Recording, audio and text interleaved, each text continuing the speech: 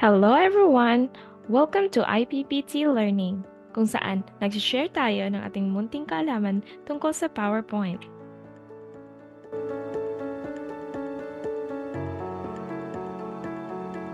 Paano kaya ito gawin? Tara, simulan natin! Sa video na ito ay gagawa tayo ng Quizlet. So, mag-i-insert muna tayo dito ng bagong slide. I-delete lang natin to, tapos punta tayo dito sa design, format, tapos picture, insert, file, dito tayo sa pictures. Hanapin natin yung na-save natin na background. Depende na sa inyo kung ano ang gusto ninyong gawing background. Ano yung kaibahan nito kung mag-i-insert ka lang ng background picture like dito? Pwede siyang ganito. Pwede natin yan i-insert through insert. Kaya ganito. So, kung ganyan ang gagawin mo, pwede itong magalaw. No? Makakadisturbo ito sa pag-i-edit mo. So, para mas madali, ilagay mo siya as background para hindi na siya magalaw. Katulad niyan. So, simulan na natin kung paano insert itong mga questions and then the choices. So, nag-i-insert lang ako para hindi naman siya plain na plain. Nag-insert ako dito ng rectangle. Tapos, pinalitan ko lang siya ng kulay. Kinunan ko ng background, tapos pinalitan ko ng kulay. So, ayan. Parang maghahati na siya sa kulay ng ating background. Pero itong background natin, hindi naman siya talaga masyadong nakikita kasi mag-i-insert tayo ng mga shapes para ating questions at saka choices. So, next ay gagawa tayo ng question. So, mag-insert lang tayo ng isa pang shape. Itong rounded rectangle. I-adjust lang natin, tapos kunan natin ng outline, tapos palitan natin ng kulay. Okay, so ayan na. So, para hindi siya masyadong plain, nilagyan ko siya ng design dito.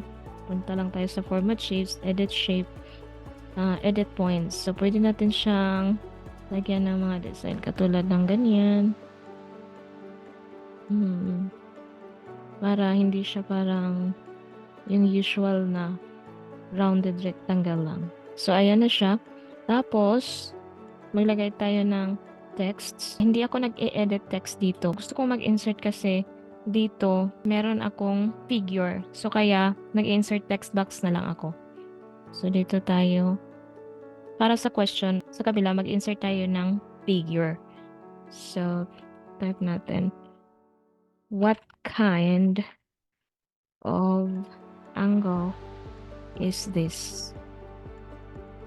And then, ilakihan lang natin siya. I-highlight lang natin, tapos control right bracket. Pwede din natin gamitin itong nasa ating menu bar. Control B lang natin para mas klaro siya. And then, after that, i-insert ko na ang aking figure. Ika-copy na lang natin to. Ngayon, gawin na natin ang ating choices. So, para sa ating choices, kailangan ko lang tong i-duplicate. So, paano tayo gumawa ng ating choices? Gumawa muna tayo dito ng ating rounded shape. So, gumawa tayo dito ng rounded rectangle.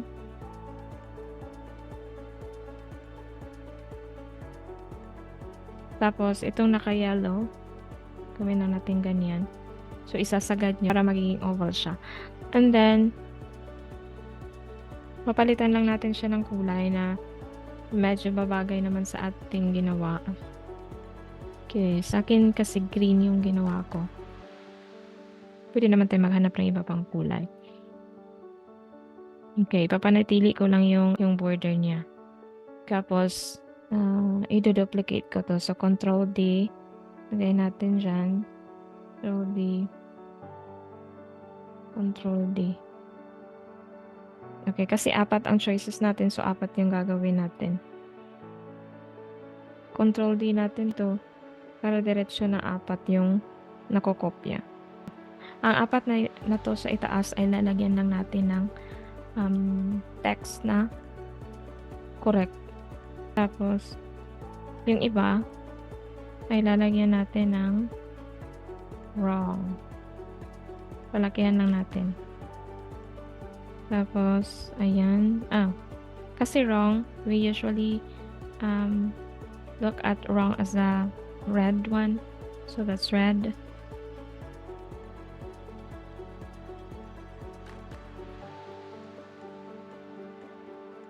Tapos na tayo sa back portion niya. Dito naman tayo sa front side. Okay, dito sa front side. So, ito yung gusto kong kulay. Tapos, dito para sa letters na ma-emphasize, ay nilagyan ko lang siya ng mga another circle. So, maglagay tayo ng circle. Punta tayo sa shapes, then circle. Tapos, shift, drag. Okay, para perfect yung circle niya. And then, i-fit lang natin siya dyan.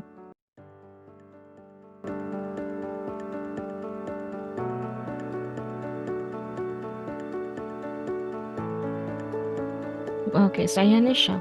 Susunod natin gawin ay lagyan natin ng letters. A. Lagyan natin.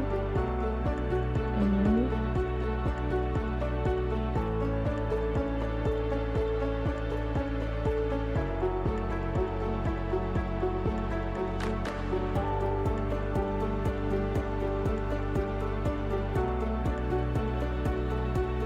So, lalagyan na natin ng choices. Reflex and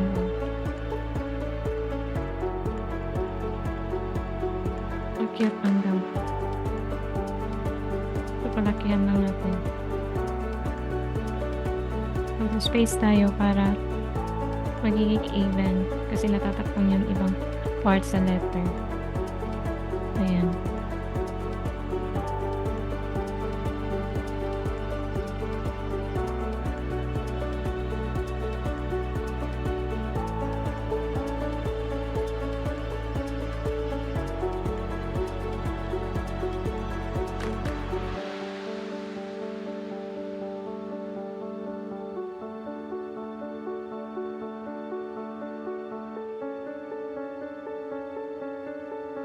Okay, next ay i-group lang natin siya. Okay. So, para hindi na siya magalaw. So, ang kasunod dito ay maglalagay tayo ng trigger. First ay maglalagay tayo dito ng mga names para hindi tayo malilito kung saang shape ang i-click natin. So, dito lang tayo sa selection pane. And then, ito. Kung ano yung nakaklik ay maha-highlight siya dito sa ating selection pane. So, lagyan natin ito ng wrong one.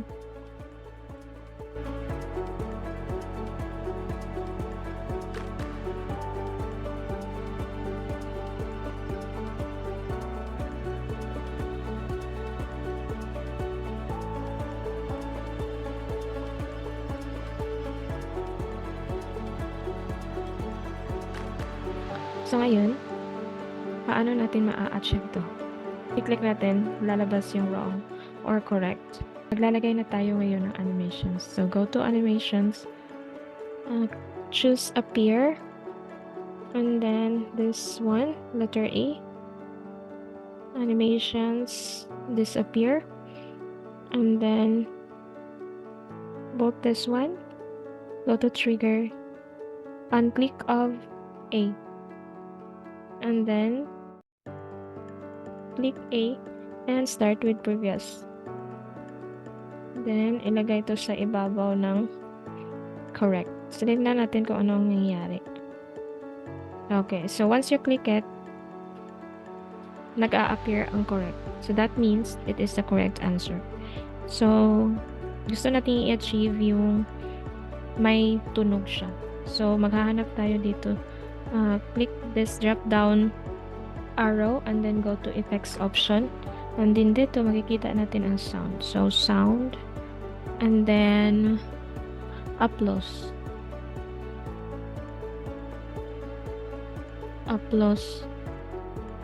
and then ito yung tunog. Adjust the volume here and then okay. Okay, so tingnan natin kung mag-i-effect siya. Okay, ayan na. So, next naman, ganun lang din yung gagawin natin. Click natin tong si wrong B. Click appear. Si B. Click disappear. And then, click itong dalawa. Trigger. On click of B naman tayo ngayon. Kasi ayan si wrong B. And then, click this one. And start with previous. So, ibig sabihin, magkasabay silang mangyayari. And then, ayan. So, isasakto nyo lang siya dyan sa, ano niya. Okay. And then, yun lang din ang gagawin natin sa iba.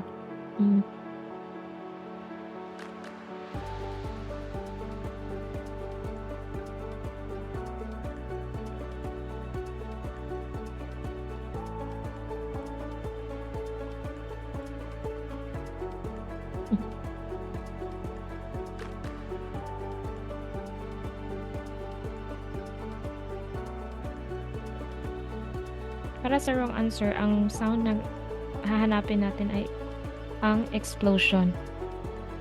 So, hanapin lang natin dito ang explosion. So, ayan. Tingnan natin. So, ayan yung tingnan. So, ganun lang din ang gagawin natin sa iba pang wrong answers.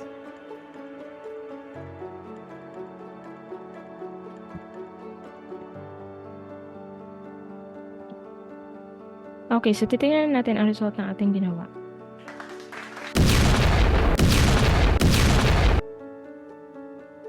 Pwede naman, kunwari, C ang sagot nila. So, makikita nila na mali ang sagot. At, ituturo mo kung ano ang sagot. So, ayan. So, ngayon, tapos na tayo sa ating animation. At saka, ikukopya na natin to sa ating Quizlet.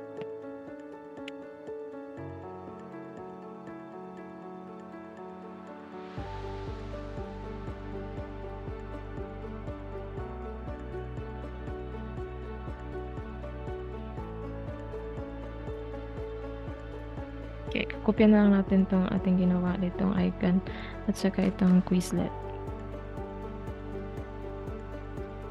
Tapos, itong nasa third page, pwede natin siyang i-delete.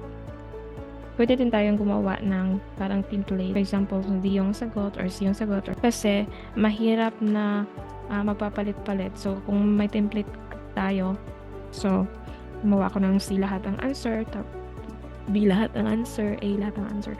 Tapos, hahalo-halo ko. Ayan, para mas madali siyang gawin kasi hindi magpapalit-palit from time to time ng choices. So, ayan ang ating Quizlet. Isa-slide show na natin. So, ayan. Ito na ang ating Quizlet. What kind of angle is this? So, makikita ng mga student a figure and then they're gonna give their answer depending on your strategy. How are they going to give their answer? So, and then, let's reveal the answer. So, for example, most of them answered C kasi sa reflex angle ay usually napagkakamalan siyang obtuse angle. So, if most of them answered C, so, i-click natin una yung C. So, makikita ng sumasagot ng A na parang tama yung sagot namin. So, parang, yeah, exciting. So, ayan. So, ayun lang para sa video ito. Kung nagustuhan niyo ang aking ginawa, so please like, share, and subscribe. Thanks for watching!